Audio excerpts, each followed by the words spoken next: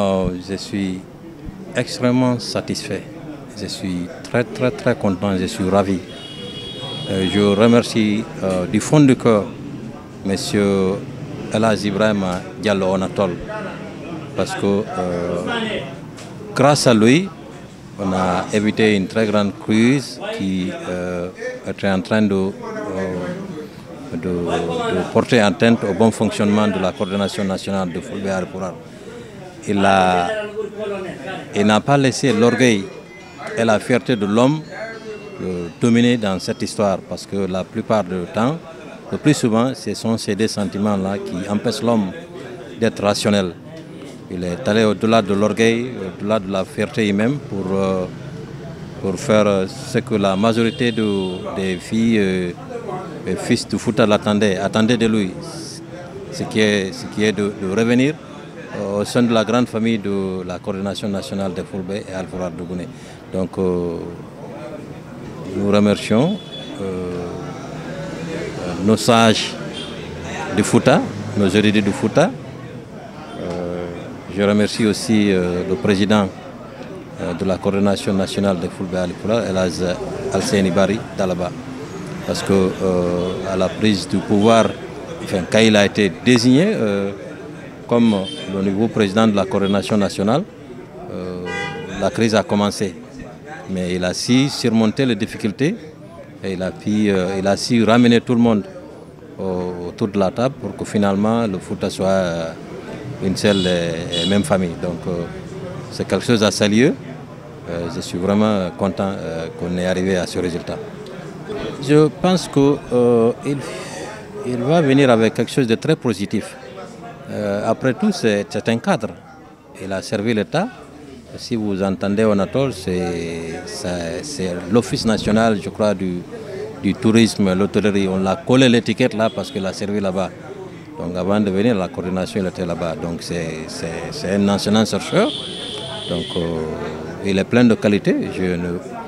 Je m'attends à ce que son retour soit apporte quelque chose de très positif pour l'épanouissement, pour ce nouvel dynamisme que veut engager le nouveau président Elhadji Alseyni Barry Dalaba.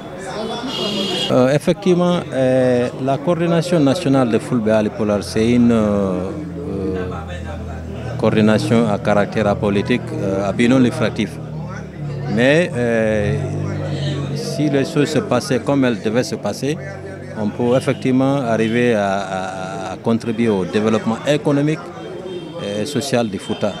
Parce que comme vous le savez, il y a beaucoup de nos régions du Fouta, il y a beaucoup de sous-préfectures, de préfectures au Fouta qui aujourd'hui bénéficient d'investissements dans le cadre, qui bénéficient d'infrastructures comme, si vous voulez, le forage, les ponts, les routes, qui sont faits pas par l'État, qui est le premier responsable.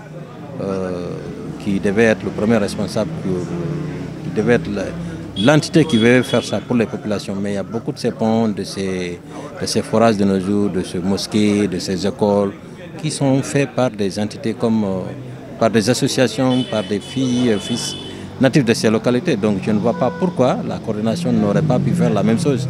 Il suffit de redynamiser, de changer la mentalité des gens au sein de la coordination, pour que les gens sachent que ce n'est pas forcément juste une coordination qui se limite dans le cadre du social. Elle peut aussi contribuer de façon... elle peut aussi apporter une contribution importante dans le développement du pays. Et ceci dans le cadre de la construction des routes, des ponts, des forages, des mosquées, des écoles, des centres de santé. Elle peut faire tout ça parce que les moyens sont là. L'engouement est là, les gens se sont retrouvés. Et le Fouta est content, le Fouta est sorti ragaillardi de cette crise. Je pense que les investissements vont venir. Il ne va pas seulement s'agir de présenter des condoléances ou bien d'aller prier dans les mosquées. Tout ça, c'est bon. Mais si au-delà de ça, on peut faire quelque chose de très concret, pour le Fouta, ce serait très bon. L'idée qui émerge en ce moment, ce qu'on ne parle plus de Timbo Labé. beaucoup de gens pensent que ça a donné, mais ça n'a pas vraiment bien donné.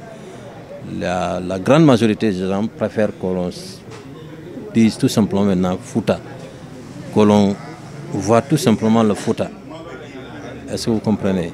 Et que cette expression-là suffise pour identifier tout le monde. Et que si à partir de cette expression-là, quelque chose est fait et que l'on ne dise pas ah non, non, ça c'est Timbi, ou bien ça c'est Timbo, ou bien ça c'est la préfecture de Foradaka, ou bien le Timbo, ainsi c'est cela. C'est tout simplement le Fouta. Est-ce que vous comprenez? Donc l'idée c'est ça globalement parlant.